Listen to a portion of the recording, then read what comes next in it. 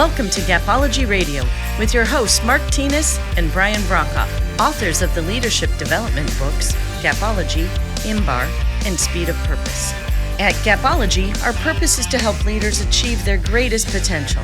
To learn more about our groundbreaking books and training services, visit our website, gapology.org. Hey everybody, welcome to Gapology Radio. If you're struggling to build live training workshops into your organization's busy life, consider our online e-learning option. Our signature Gapology course is available on udemy.com. That's udemy.com. It sums each section of our workshop into short, bite-sized chunks where we walk your learners through all of our primary content. These video-based lessons are the perfect solution to quickly get new team members up to speed on Gapology, its language, methods, and tools, or it's an excellent refresher for those of you who went through it before. Check it out on udemy.com. Links can also be found on our website. And as for tonight, we're tackling a subject that virtually every leader and most team members face daily: meetings. How do we make them more effective for everybody? Well, let's start the conversation with Martinez. Hey, Mark, how you doing? Hey, Brian, good. Finally made it through the rainstorm to Podcast Town here. That's good. Podcast Town. I like that. Maybe we should rename the show. There you go. I like that. Yeah, we've had a lot of really good comments through this, especially through this series, this Emerging Leaders series. There's been a lot of positive feedback. And I know we had, we were originally saying, I think it was maybe 2 episodes ago, that was the last of our series. And then we had our conversation with Jonas, and that's prompted a few more topics, a few more conversation points. I know that's, something that people have really liked and enjoyed. So what would you like to cover tonight? I know you've got some things on your mind. Well, I spent last week with a very successful group of emerging leaders. And in listening to them, their biggest struggle is meetings. And they live in a meeting culture, and they struggle to help the meetings become successful. So what I put together, and hopefully this will really help everyone, but I put together the 5 steps that are key to having a successful meeting culture. Okay. And there's a number of things that are driving the meeting culture today. One of the most significant is remote work. Yeah. One of the emerging leaders we were talking to lives on the West Coast, manages a group of people on the East Coast and in the Midwest. They're never face to face, so their life is meetings, as an example. Another lives in Colorado and leads a group on the East Coast. Their life is meetings. So it's real common today that they're spending, out of a work week, 50% of the time in meetings. And often emerging leaders view that time as unproductive or time to multitask. And that's not good. So what if we could make those meetings effective? And because they're effective, maybe we have less meetings and we all become more productive. And so anyhow, what I put together, how to make those meetings effective, how to survive and thrive in a meeting culture. Mm-hmm. It is so common to have this crazy meeting culture. And I think there's a couple of reasons for it. One is that I think meetings they're less effective. So we feel like we have to have more. I think also, especially in the Zoom world, we always feel rushed. So meetings are short, usually half hour, maybe an hour. When face to face, a lot of times we just let the meeting kind of go until we feel like it's done. And I think there's danger in both of those scenarios. So I think providing key steps to make them effective, I think is a great tip for this week. Yeah, you made a great point there. One of the points you made was that because meetings are so ineffective, we're having more of them. How crazy is that? Yeah. Yeah. More ineffective meetings. Let's have more of them because they're so ineffective. Yeah. So anyhow, these 5 steps will help make them effective. And as an emerging leader, what if you were a star in these meetings? What if you changed the effectiveness of meetings in your organization? What if it was you? Think about that. It's a big deal.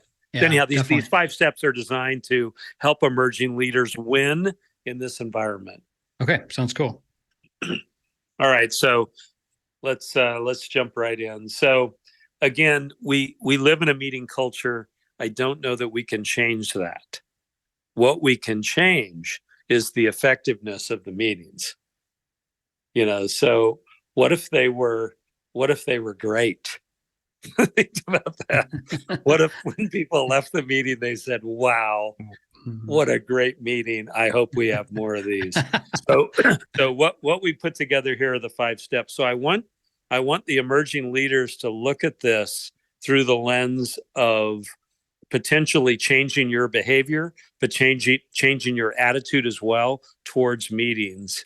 And what if you were to take a leadership role within your group, your organization, to make them effective? So this is a 5-step. We love 5 steps. So if you're taking notes, write down the 5. Each of them is of great significance.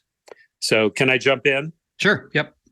Yeah. So step 1, and this step will vary based upon the type of meeting and the type of organization that you're in.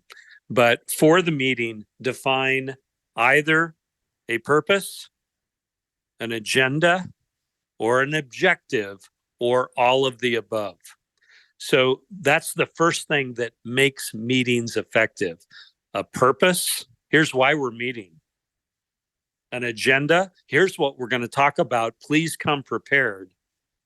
An objective, in addition to that agenda, here is what we intend to achieve. That's a game changer.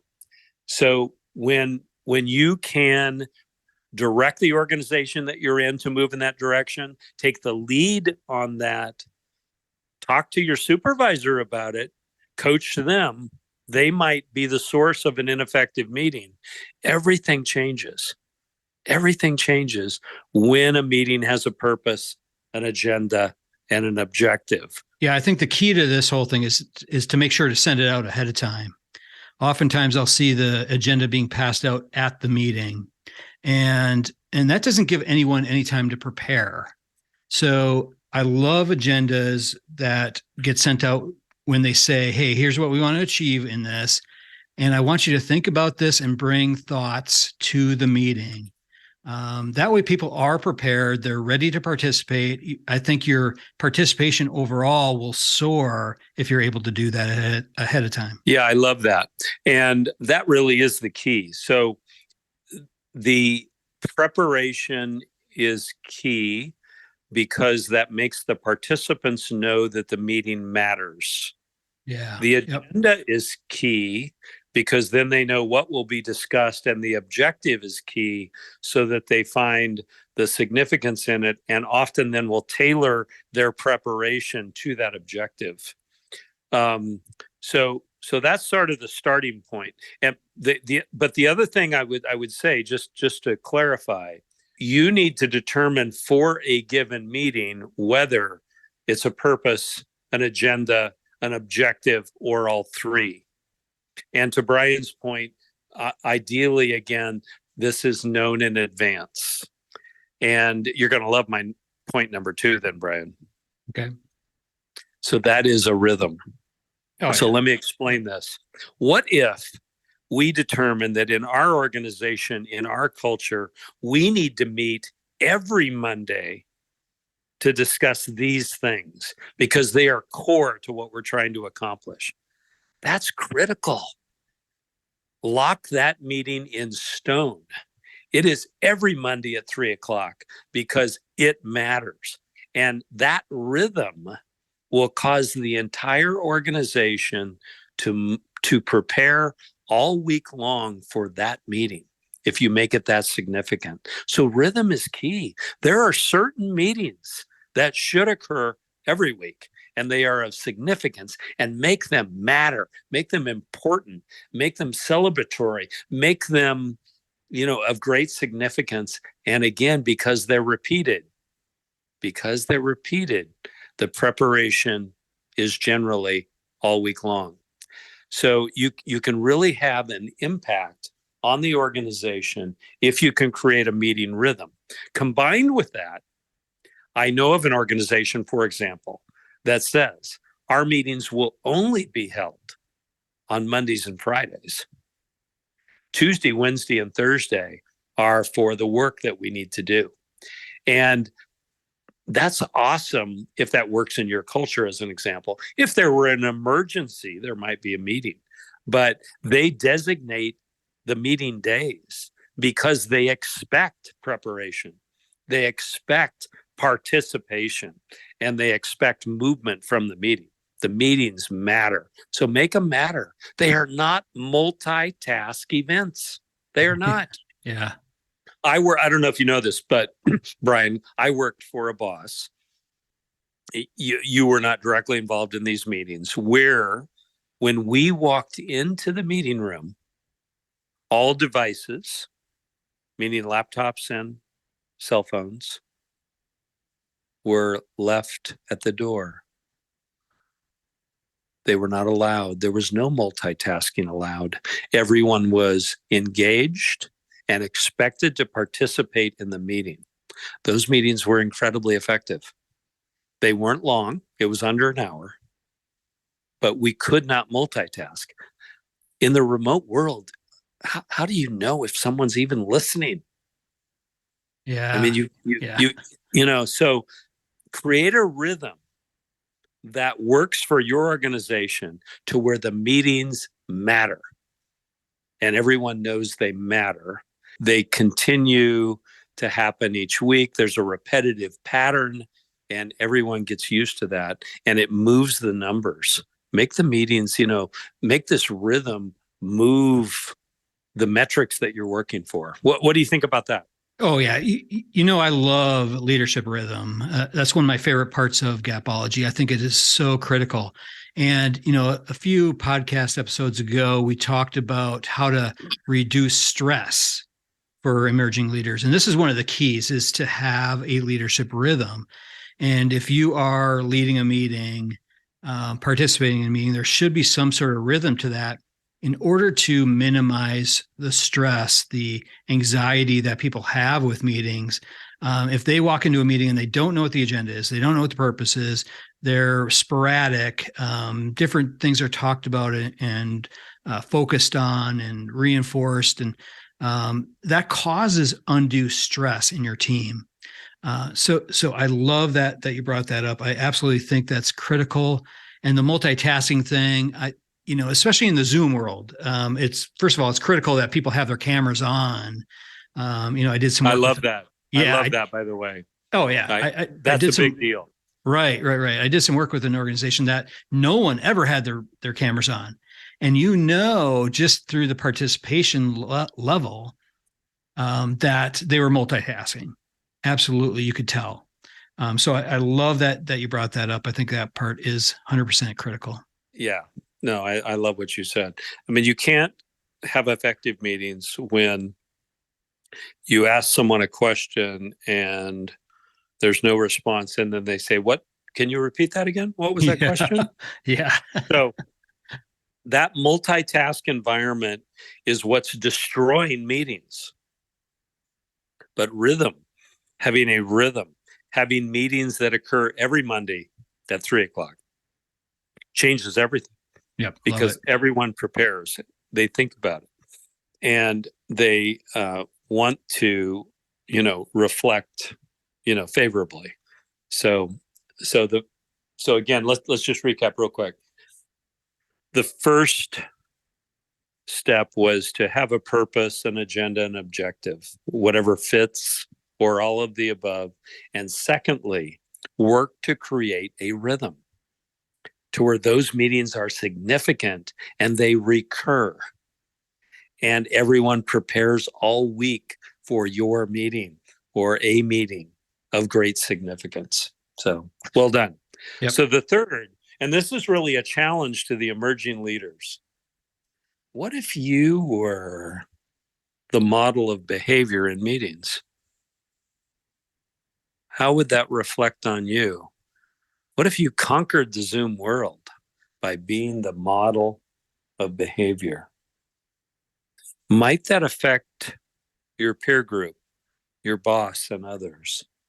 So why not develop a model of behaviors that you're going to execute in meetings and make that significant, not to brag about you, but to move the organization forward. And then if you move the organization forward, if you're the one that models a behavior in meetings that others need to exemplify, I can't believe that's going to be hard on your own career, right? It's going to be a great reflection on you. So in this meeting culture that we're all living in, what if you were great? What if people said, hey, I loved her comments. I thought she was terrific. I loved her reinforcement of why this mattered. I loved her participation, his commentary, etc. What if that was the banter after the meeting? You then move other people's behaviors forward. You're setting an example. So emerging leaders, figure out in your environment how to model behavior that is great for meetings. Yeah, I love what you said there. I think as a participant, especially, so an emerging leader who's sitting in a meeting, maybe it's led by someone senior, I think you have tremendous opportunity to stand out. Putting your phone away, turning it off, putting it in your pocket, not taking it out, being the first one to volunteer information, to jump in and share. Even if you're more of an introvert, stepping outside of your comfort zone to do so, I think can really, really make you stand out. I think also from a leader standpoint, so if you're the one leading the meeting, I think there are ways that you can also model what you expect from the participants. So when you have somebody that shares something, providing feedback, providing, recognition for, comments and things like that. I think as a leader, if you have a group of people in the room that some are extroverts, some are introverts, I think there's lots of things you can do. Certainly we talk about random recaps a lot on our show. And I think absolutely you can do that. I think you can do some things that even differently with the introverts. So really calling on them specifically, because introverts need that space to talk. Extroverts will always talk. They're always going to participate, but introverts will always sit back and allow the others to participate. So give the space, call on them, ask them for their opinions and feedback. I think as a leader, you're going to learn a lot that way. Well, and I think this is where the habit ladder really comes in.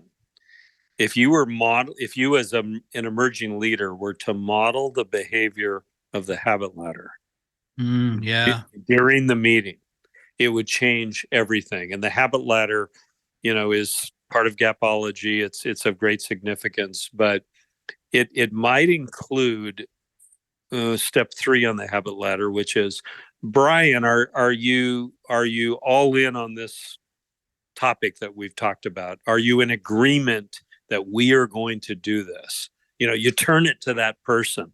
I want you to review the habit ladder with the group as it relates to meetings, because it is a significant part, I think, of the model, unless you want to move it to the end, but I think it fits right here.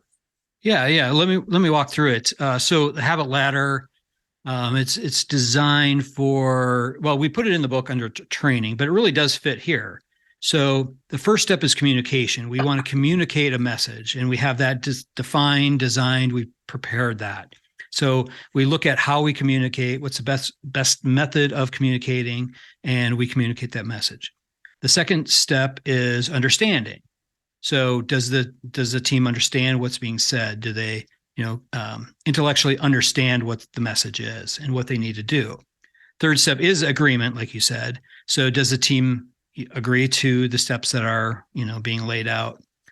The fourth step is practice. And that's usually, especially with training, practice is something that really we don't devote enough time to. We want to make sure we're spending the appropriate amount of time on practice. And then the last step is habit. So that's, we practice enough and we get to that habit level. And I think with meetings, there's a couple things that we can align. I think communication, understanding, agreement absolutely fit perfectly.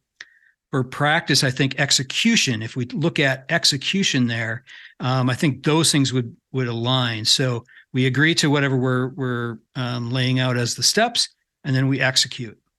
And then the last step, rather than habit, it's really how do we create habit? So recognition, coaching, those kinds of things to create habit. I think there's some leadership behaviors that can be applied at that level. So emerging leaders, you need to understand the habit ladder. You need to execute the habit ladder, and you need to use it every day. Learn the habit ladder, make it work. It works. It works every time. It's of great significance. I was in a meeting today, Brian, where the leader said, "But I sent you an email. Did you not? You didn't understand it?" And the person said, "No, I don't remember that." Well, we talked about it in that meeting. Remember that a month ago? No, I didn't understand that. The habit ladder overcomes all that crap. And that's what often makes meetings ineffective, is that they are multitasking events. I get my emails done during my meeting time. That will not work. So learn the habit ladder and you will overcome all of that. So thank you. Yep, love it. All right, step 4 is follow up. So every meeting must have a recap, takeaways, action items that are then followed up on with dates and assignments, etc. Don't miss that part. Don't have any assumptions here at all. This fits with the habit ladder beautifully, by the way, but it is key. We just met for 1 hour. Who's doing what by when? Okay, got it. And follow up on it. Brian, are you clear on what you're expected to execute by Friday? Oh, great. Okay. So we're clear. This is a big deal.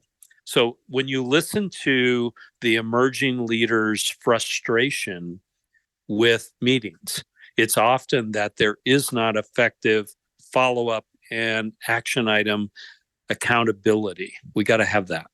So that is step 4. Yeah, I think this one's key to closing the knowledge gap. So when we have a meeting and there's no recap and there's no formal commitments or formal assignments, then all we're doing is we're just getting together and we're just chatting. I think this really makes a meeting real, it makes it effective, and it closes knowledge gaps. I think if you have team members that are not paying attention, this is a great way to find out that information, learn about that, and then help course correct. So I think it closes your knowledge gaps on people who are focused and committed to the things that are discussed during the meetings. Well, that's a great point. It separates the top performers from the underperformers. Yep. But as leaders, if we follow up effectively, step 4 here, we will create within the underperforming group some top performers through our behavior. It's pretty significant. All right, so let me recap real quick where we're at. So we said that our meetings would have a purpose or an agenda, at least an objective. Otherwise, why in the hell are we meeting? That was step 1. Step 2 was, if possible, we would develop a rhythm of meetings. There would be meetings that would occur every week, every month, whatever the correct time frame is for your organization. We might block out certain days where we aren't having meetings Tuesday, Wednesday, Thursday. That's not our culture. We meet on Monday and Friday. That's just an example. You have to tailor that to your organization. Step 3 is we said that emerging leaders would model a behavior in meetings that would set the example for the organization. That would have a huge impact on your career. you would be viewed very positively by modeling the correct behaviors. Step 4 is we would have in every meeting a source of follow-up, a set of action items with dates and names and, what are we doing? Why are we doing it? What are we doing? When will it be done? All that has to happen. So step 5 is a bit different then. And you're not expecting it, group. And that would be to make meetings celebratory. So when those things get accomplished, when we have heroes who did what they said they would do, and it has a positive impact, we celebrate their success. So what if meetings became a source of recognition? What if people were engaged in meetings like never before because we celebrated their impact on the results and their participation, and we made them positive versus drudgery? Everything would change. So you as an emerging leader can create that environment. I was in a meeting the other day where twice we did literally remote meetings, but we did standing ovations for the people that achieved what we were talking about. So we literally jumped out of our seats, and on screen we're all cheering and clapping for someone, remotely. And it felt good. It felt good to that person. It made the meeting impactful. It made the meeting meaningful. And it might have very well affected the behavior of the people in the meeting for the next meeting. So meetings can become, significant movements of results and behavior if we make them celebratory versus drudgery. That's probably what we should have named this, Brian. Do we want to celebrate or live in drudgery? Right. Yeah. So those are the 5 steps. What do you think? What do you got? Yeah, I love that last one. I think it does 2 things. Besides just making people feel good, it really does bring a sense of energy to meetings. It really can become drudgery. And just think of the level of excitement and energy that happens when you celebrate individuals or the group as a whole. I think there's a lot of great things that can come from that. The second thing is, we haven't necessarily talked about on this podcast, but if you think about the teaching organization pyramid, so it's something that we talk about in Gapology, and basically it's trying to create a teaching organization where there's always teaching that happens. There's always learning that happens. There's education and growth that happens in organizations that take on some of these things. And I think celebratory behaviors can create a teaching organization by finding out what's working. How are we achieving these things that we're winning in? If we have people on our team that are outperforming everybody else, let's find out what they're doing. Let's give them the recognition, but also let's learn from them so that we can create this teaching organization. Yeah, I love that. Wisdom might come from meetings if we operate with these 5 steps. Yeah, what a concept, huh? Organizational wisdom versus organizational drudgery. Yeah, I love that. No, the average person today, the average emerging leader, views meetings negatively. What if we change that? Yep, we can. What if meetings became great? Right. I can't wait for the meeting. You won't believe what I'm going to present today in the meeting. I've got it. Yeah. So yeah. Anyhow, we want the emerging leaders to view this differently. We want them to view them as their opportunity to make a difference in their organization.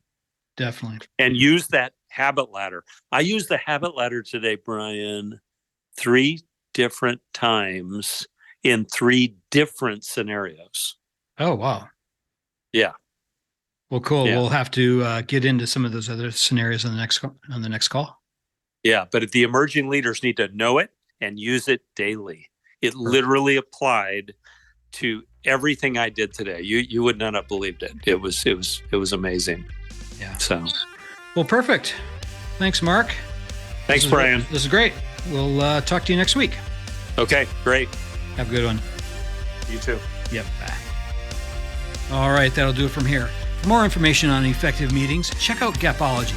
It's available in physical or digital formats, as well as on Audible. Everyone have a fantastic week. We'll talk to you soon. This has been a Gapology Institute production. Visit us at gapology.org.